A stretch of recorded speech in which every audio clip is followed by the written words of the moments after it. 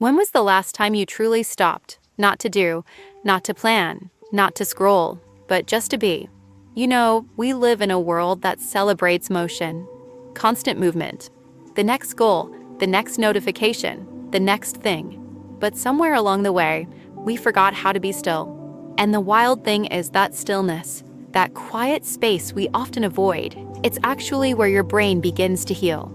Stick around till the end, because I'm going to walk you through a simple 3-minute stillness practice, one you can do anywhere, that'll help calm your mind and literally start rewiring your brain for peace.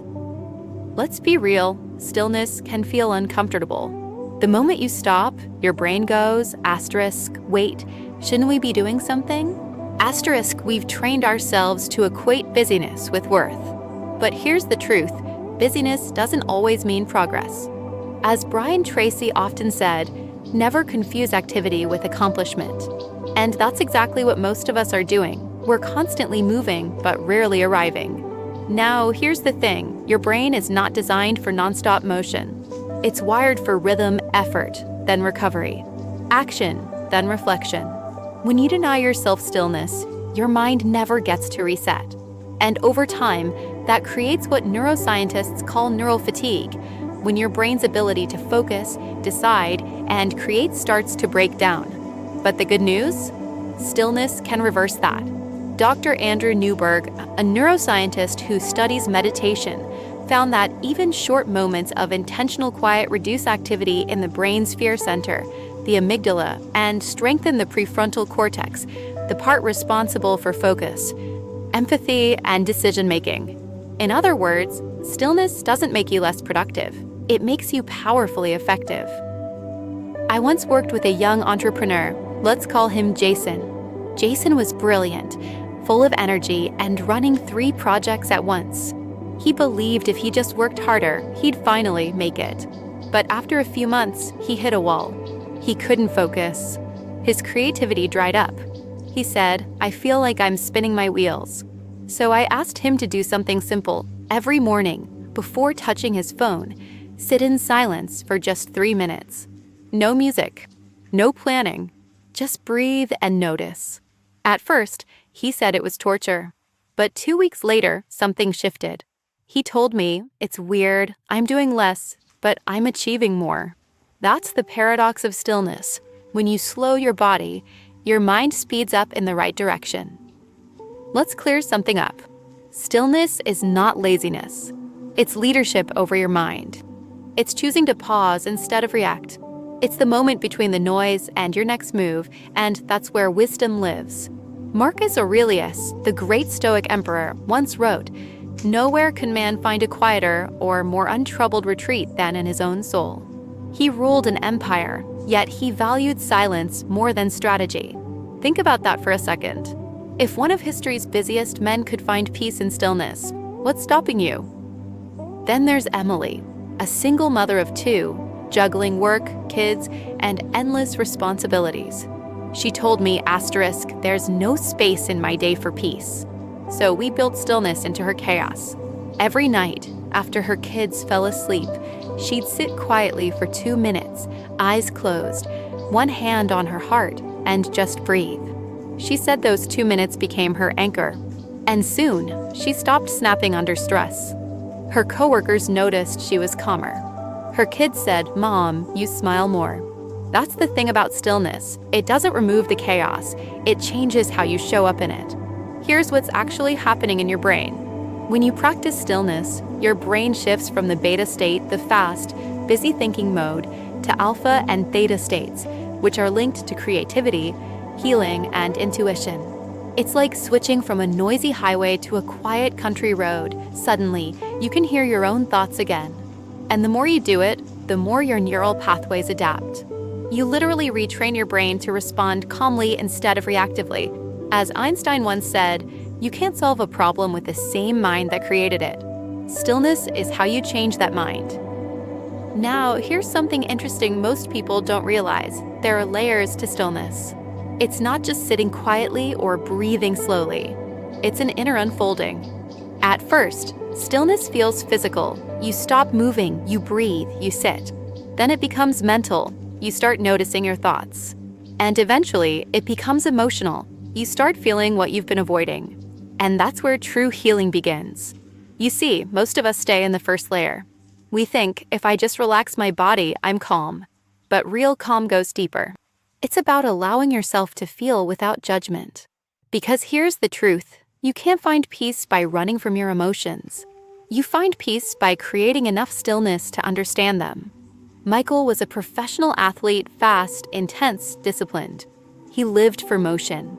Training was his meditation. But when an injury benched him for 6 months, he lost his identity overnight. He told me, when I stop moving, I feel lost. I don't know who I am without the grind. So I said, then that's exactly where your growth is in the pause. At first, he resisted it. He said sitting still felt like punishment. But gradually, he learned to see that his rest wasn't weakness, it was wisdom. He started spending 10 quiet minutes every evening, no phone, no music, just breathing and noticing. And one day, he said something beautiful. For the first time, I realized my worth isn't in what I do. It's in who I am when I stop doing. That's the power of stillness.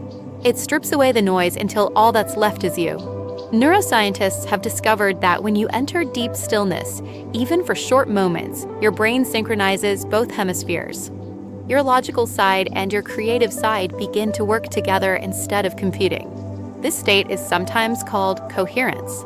It's when your heart rhythm, breathing, and brain waves align, creating harmony in your nervous system. Dr. Joe Dispenza often says, when the body is in coherence, the brain is clear. And that clarity doesn't just feel good, it improves your decision-making, your memory, and even your immune response. So next time you think, I don't have time to be still, remember, stillness gives you back the energy you've been losing to noise. Let's be honest, silence can be scary. Because when everything outside goes quiet, everything inside gets loud. You start hearing the thoughts you've ignored, the emotions you've buried, the truths you've postponed. That's why we keep reaching for distractions, the phone, the music, the endless scrolling. It's not that we crave stimulation, it's that we're avoiding confrontation with ourselves. But here's a gentle reminder, you can't heal what you won't hear, and you can't change what you refuse to face. When you practice stillness, you're saying, I'm willing to listen. And that's one of the bravest things a person can do. Anna was a corporate executive, meetings, deadlines, constant travel. Her calendar looked like a Tetris board, no space left anywhere. One evening, after missing her son's school event again, she sat in her car, exhausted. She said she didn't cry out of sadness. She cried because she realized she'd forgotten what peace even felt like. So she made a radical change. Every morning before checking her phone, she'd light a candle, sit in silence, and just breathe for 5 minutes. She told me, that tiny window became my sanctuary. It's where I remember who I am. Months later, her team noticed something different. She was calmer, more intuitive, more compassionate. One colleague said, you used to lead with urgency. Now you lead with clarity. Stillness gave her back her presence, and with it, her power. Here's an idea that might challenge you. The more you try to control everything, the less peace you have. But the moment you surrender to stillness, you gain true control of yourself. Lao Tzu wrote, by letting go, it all gets done. The world is won by those who let it flow. That doesn't mean being passive. It means being responsive instead of reactive. When you're still, you stop acting out of fear or impulse.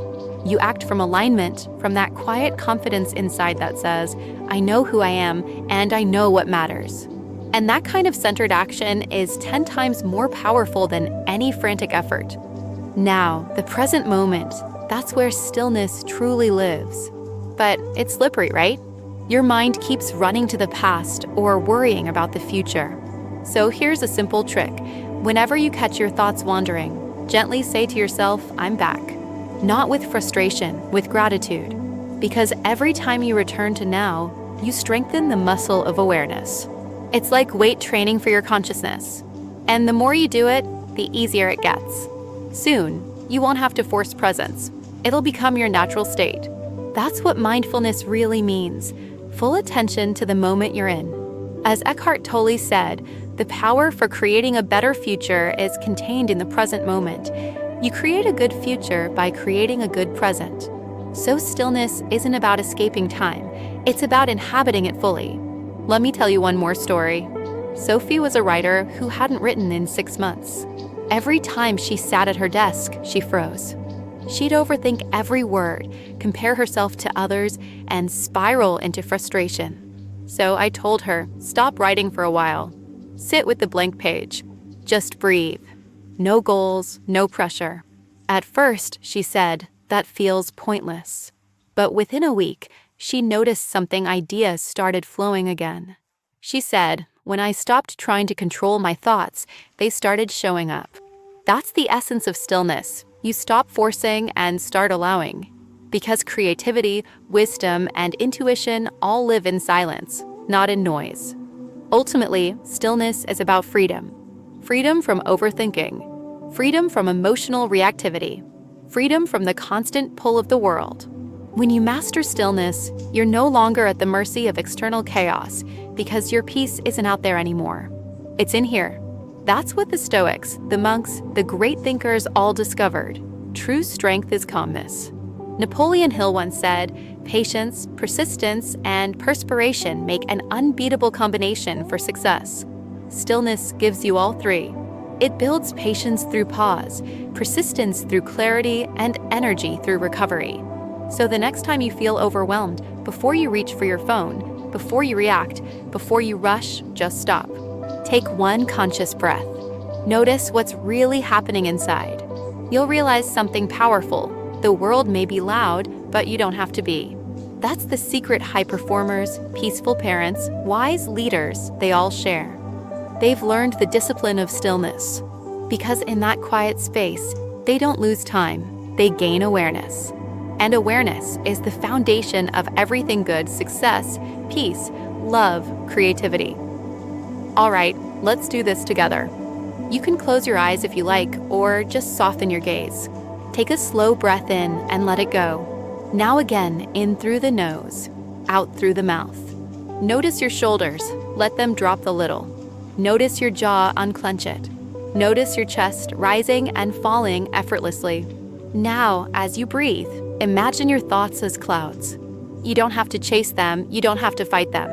Just let them drift by. This, right here, is stillness. And in this space, your nervous system resets. Your body remembers it's safe. Your brain begins to rewire itself for calm. Take one more deep breath and exhale slowly. Beautiful.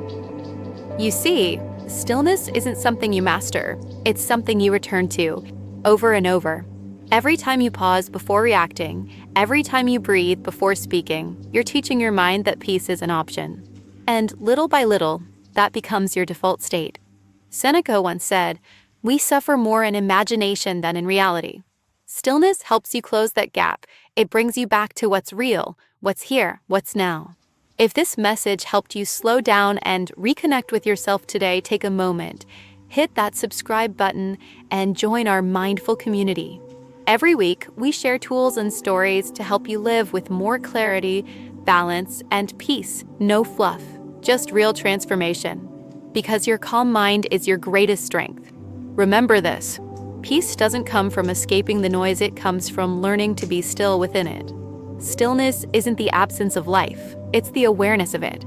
As Lao Tzu said, if you are at peace, you are living in the present. And that's where your power lives. So take a breath, be still for a moment longer, and carry that calm with you into the rest of your day.